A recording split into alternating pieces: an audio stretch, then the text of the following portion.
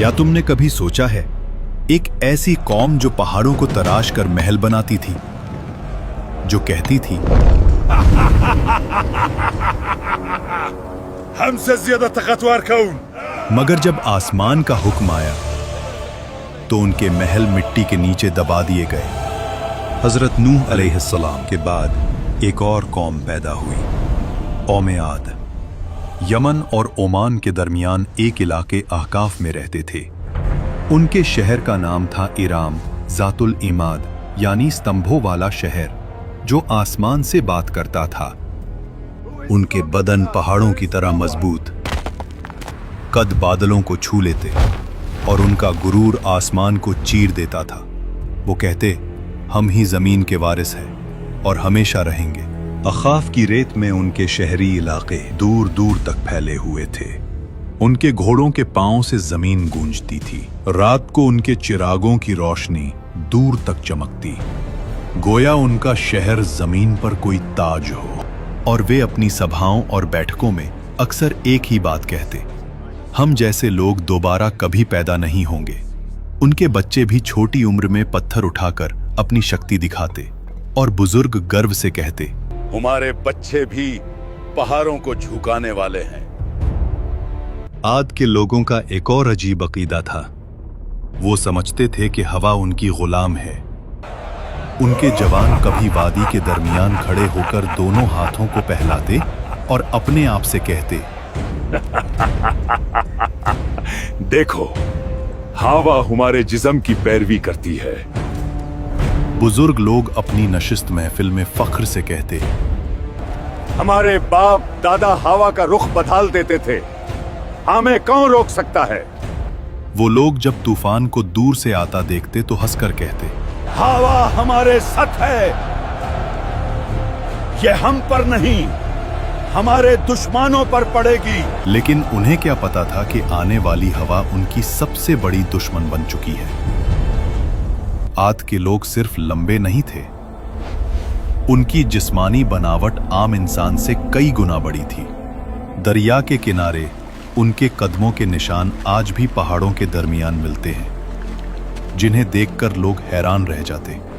उनके घरों के दरवाजे इतने ऊंचे होते कि एक घोड़ा और सवार दोनों सीधा अंदर जा सकते, और उनके बर्तन पत्थर के बने हुए, इतने बड़े कि एक बर्तन में पूरा खानदान का खाना पक जाए। समय बीतता गया, घमंड बढ़ता गया, वक्त गुजरता गया और उनका तकब्बुर बढ़ता गया।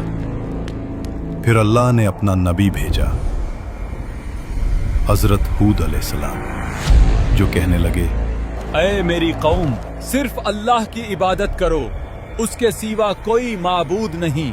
खुद क्या तू चाहता है हम अपने बाप दादा के मजहब छोड़ दें? हम ताकतवर हैं, हमें कोई छो नहीं सकता। हजरत हूद अलैहिस्सलाम ने फिर कहा, मैं तुम्हें उस अजाब से डरा रहा हूँ जो तुम सोच भी नहीं सकते। लेकिन जिन दिलों में गुरूर भर जाए, वहां नसीहत पत्थर से टकराकर टूट जाती है। हजरत हूद अलैहिस्सलाम रोज उनके बाजारों, उनके महलों, उनके दरवाजों के पास जाकर आखिरी दावत देते। कभी उनके सरदार हंस के कहते, हूद, तेरी बात में दम होता तो हमारे महल कब के गिर चुके होते।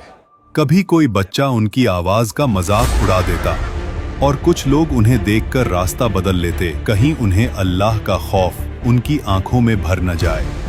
एक दिन हूद अलैहिस्सलाम उनकी असेंबली में गए, जहां उनके सरदार सोने के तख्तों पर बैठे थे। हूद अलैहिस्सलाम ने कहा, अल्लाह की बनाई हुई कुदरत का निजाम देख लो, तुम्हारी ताकत कुछ भी नहीं। मगर उनके सरदार हंस पड़े। ये छोटे वादे बंद कर, अगर अजाब आता है तो हम अपनी ताकत से उसे रोक लेंगे। अजाब से कुछ दिन पहले आद की वादी में एक अजीब मंजर हुआ। रात को आसमान में एक गहरी हूंड सुनाई दी। न बादल गरजा, न बिजली चमकी, मगर वादी में ऐसे लगा जैसे कोई दूर से पुकार रहा हो। आद के लोग इस आवाज को सुनते और आपस में कहते, यह तो पहाड़ों की आवाज है। हजरत हूद अलैहिस्सलाम जो कहने लगे, ये रहमत की पुकार नहीं, ये तंबे है। दूसरी रात जमीन हल्की सी हिली, मगर इतनी कम कि सिर्फ जानवर बेचैन हुए। देखो, इंसान हंस पड़े। ज़मीन भी हमारी ताकत से डरती है। उन्हें नहीं पता था ये जमीन का आखिरी एतराज था। फिर आया अल्लाह का फैसला। सबसे पहले उन पर कहत आया। 3 साल तक एक बूंद बारिश ना हुई। नदियां सूख गईं, बाग जल गए, जमीन पत्थर बन गई। लोग आसमान की तरफ देखते रहे, कब बारिश आएगी। लेकिन आसमान से जवाब आया, खामोशी। पहले साल उन्होंने कहा, ये तो मामूली सा मसला है, हम ताकतवर लोग हैं। दूसरे साल प्यास ने उनकी जुबानें सुखा दी। खाली मटके दीवारों से टकराते, जानवर प्यास की वजह से गिरने लगे। तीसरे साल आद की जमीन से वो हंसी, वो फक्र, वो आवाज ही गुम हो गई जो कभी आसमान को टकराने का दावा करती थी। और जब लोग हूद अलैहिस्सलाम के पास आए तो वो उन्हें देखकर रोए नहीं, बस इतना कहा, अब अजाब का वक्त करीब है। फिर एक दिन 3 बादल नजर आए, एक लाल, एक सफेद और एक स्याह। आसमान से फरिश्ता पुकारा, ऐ कौमे आद, इनमें से एक बादल चुनो। सरबराहों ने हंसकर कहा, काला बादल, उसमें पानी है, रहमत है। मगर उन्हें क्या पता, उस बादल में रहमत नहीं, कहर छुपा था। आसमान स्याह हो गया, हवा ठंडी हुई, लोग नाचने लगने, चिल्लाने लगने। देखो, बारिश आ गई। लेकिन वो पानी नहीं था, अजाब का तूफान था। पहला झोंका आया, धूल और पत्थर उड़ गए। आंधी के हर झोंके में उन्हें लगता कि हवाएं उनका नाम मिटा रही हैं। दूसरा झोंका, पेड़ गिर गए, जानवर उड़ गए। उनकी सारी मूर्तियां, उनका सारा फखर, उनके बाग, उनका शहर, सब हवा में बिखर रहा था। रात को लोग अपने बच्चों को बाहों में दबा लेते, मगर आंधी उनकी चीखों से ज्यादा तेज चलती। तीसरा झोंका, इंसान हवा में छिन्न गए। उनके महल्लात जो कभी सुतूनों पर आसमान से बात करते थे, अब रेत के नीचे गल गए। 7 रात और 8 दिन तक वो तूफान चलता रहा। आसमान गरजता रहा, जमीन कांपती रही। उनके महल, उनकी शान सब मिट्टी में मिल गई। अल्लाह ने कहा, और आद को तबाह किया गया सख्त गर्जदार आंधी से, जो 7 रात और 8 दिन तक उन पर मुसलसल चली। और जब हवा रुकी तो सिर्फ सन्नाटा था।